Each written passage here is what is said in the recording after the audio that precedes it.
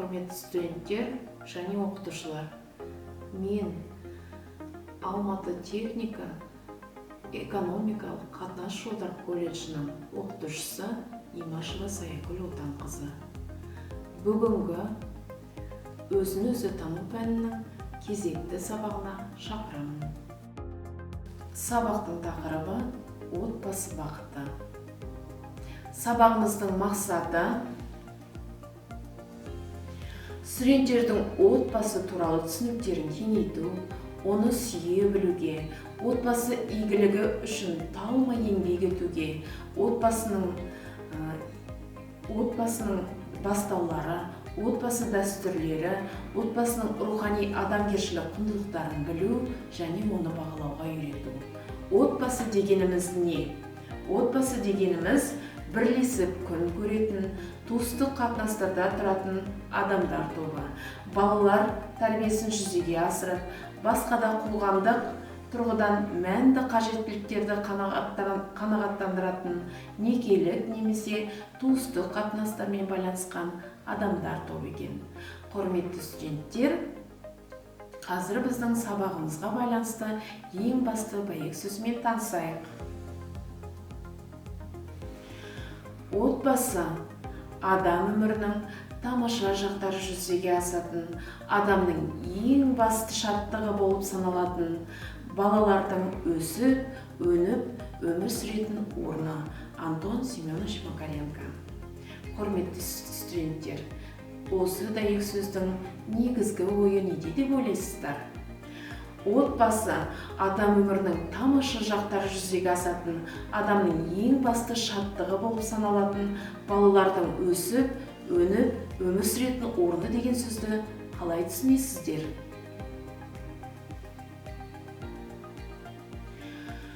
Құрметті студенттер, қазір сіздердің назарларыңызға отбасы дегеніміз не атты бейнетаспаны ұсынамын.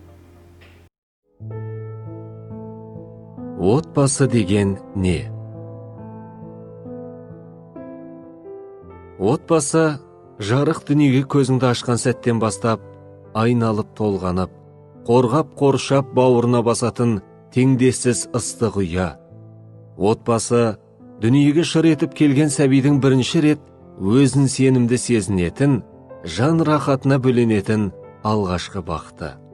Отбасының жаңа қосылған мүшесіне анасы дүниеге келген сәттен құлағына сүйіспеншілік толы үнмен оған жалғыз емес екенін сыбырласа, әкесі жанында қолдаушысының әрқашан арқа сүйер асқар таудай сенімді тірегінің бар екенін сездіруге тырысып жатады.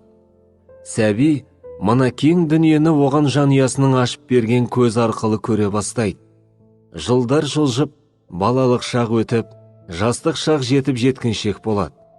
Отбасы өмірдің әр баспалдағын өз аяқтарымен басу үшін сәбиін қанаттандырып өмірге баулайды. Балаға жан қиярлықты, опалы болуды, жақсы мінез бен иман негіздерін үйрететін кең ауқымды тәрбие мекені. Әр адам ұлттық мәдениет, дәстүр және құндылықтарды отбасынан мирас етіп алады. Адам баласы қайғыны да қуанышты да отбасымен бөліседі.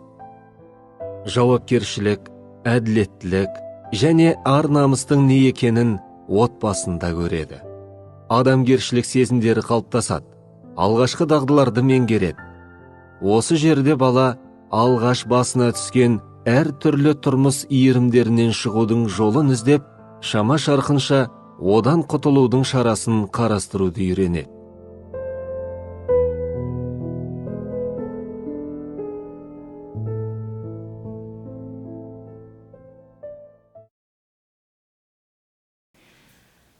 Бейне роликті тамашалап, қандай ой түйдіңіздер? Отбасы дегеніміз не? Бала тәрбиесіндегі ата-ананың, қоғамның рөлі қандай деп ойлайсыздар? Қазақ халқында бала тәрбиесіне, ұрпақ тәрбиесіне үлкен мән берген. Оны қазақтың халық ауыз әдебиетіндегі мақал мәтелдерден көруге болады екен. Атаға қарап ұл өсер, анаға қарап қыз өсер. Ананың көңілі балада, баланың көңілі далада. Ата-ананың қадірін балалы болғанда білесің. Ұяда не көрсең, ұшқанда соны ілерсің. Балалы үй базар, баласыз үй қу мазар. Ата көрген оқ жонар, ана көрген тон пішер. Бала ананың бауыр еті, көз нұры деген мақал мәтелдер осының дәлелі болса керек. Құрметті студенттер, енді бала тәрбиесіндегі ата-ананың негізгі мақсатын қарастырып өтейік. Отбасында ата-ана арқылы берілетін тәрбиенің мақсаты баланың жасын, жеке ерекшелігін, психикалық процестерін ескере отырып, өз тегін жалғастыратын лайықты ұрпақ тәрбиелеу. Қазақ отбасындағы тәрбиенің міндеті балалардың жеке даралық қасиеттерін қалыптастыруға бағытталған саналы, парасатты істерге негізделген үздіксіз тәрбиелеу процесі. Мақсатқа жету үшін мынандай міндеттердің шешілуі тиіс. Баланың тағдырына, физиологиялық өсіп жетілуіне, денсаулығына жағдай және қамқорлық жасау, бала тәрбиесіндегі барлық ұстанымдар мен тәрбие әдістерін реттеу, даярлау, еңбек сүйгіштікке тәрбиелеу, баланы күнделікті үй шаруашылығындағы еңбекке дағдыландыру, отбасы мүшелерінің өзара дұрыс қарым-қатынасын үлгі етіп көрсетіп, ата-ананы жасы үлкендерді сыйлап, құрмет тұтуға үйрету. Білім алудың, мәдени мінез-құлықтың, әдет дағдыларын қалыптастыру, баланың икемділігін, қабілетін байқап, мамандық таңдауға бағыт-бағдар беру, бағдарлау. Бұл құрметті студенттер, ата-ананың бала тәрбиесіндегі ең басты мақсаты болып табылады екен. Ал енді құрметті студенттер, сабағымыздың тақырыбына орай отбасының негізгі құндылықтарына тоқтала кетейік. Отбасының негізгі құндылықтарын 3 негізге бөліп тұжырымдауға болады екен. Бірінші, дәстүрлі отбасылық құндылықтар.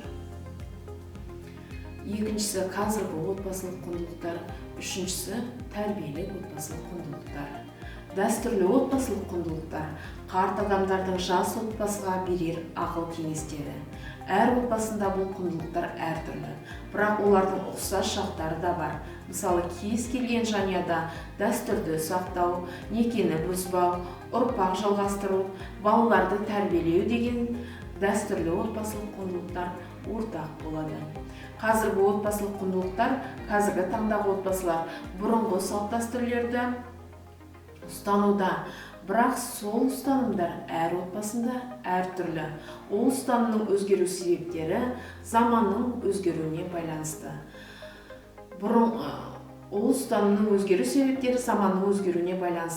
Бұрынғы замандағы отбасылық құндылықтармен қазір өмір сүру мүмкін емес. Бұрынғы отағасы жұбайына орамал сыйға тартатын болса, қазіргі жұбайлар әлеуметтік жағдайларына байланысты әртүрлі сыйлықтарды сыйға тартып отырады. Және сонымен қатар қазіргі отбасылық құндылықтардың негізі сезім болып табылады. Махаббат, сенім, түсіністік, тағы басқа жатады. Тәрбиелік отбасылық құндылықтар. Отбасы иелерінің басты мақсаты бақытты өмір кешу. Адамдар некеге тұрғанда көптеген қиындықтарды бастарынан өткереді. Бірақ олар бір-бірінің қателерін кешіріп, отбасында кешірімді бола алады. Оларды біріктіретін құндылық тәрбиелік отбасылық құндылықтар. Тәрбиелік отбасылық құндылықтарға құрмет, естеліктер жатады. Құрметті студенттер,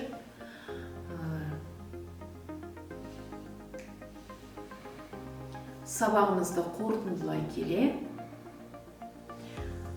отбасының жақын адамдар екенін ескере отырып, отбасы бақытты болу үшін отбасы мүшелерінің денсаулығының жақсы болуы, бір-біріне деген сүйіспеншілігінің, сыйластығының болуы, кішіге ізет, үлкенге құрмет көрсете білуі, ата-ананың қамқорлығының болуы, ата-әжесінің тәлім тәрбиесінің болуы, баланы жан-жақты тәрбиеге, білімге баулуы, отбасы бақытының көзі болып табылады екен балалар. Енді сабағымызды қорытындылай келе, мына сұрақтарға жауап беріп, пікірлесіп отырғандарыңды қалаймын. Отбасы дегеніміз не? Отбасылық құндылықтарын ата. Өз отбасындағы қандай құндылықтар бар? Отбасындағы дәстүрлер туралы әңгімелеп бер. Отбасының қоғамдағы орны қандай деп ойлайсыңдар? Құрметті студенттер, міне осымен бүгінгі сабағымыз аяқталды. Үйге тапсырма. Өз отбасың туралы ой толғанысыңмен бөліс. Есте жазып келулеріңді сұраймын. Құрметті студенттер, осымен сабағымыз аяқталды. Қош сау болыңыздар.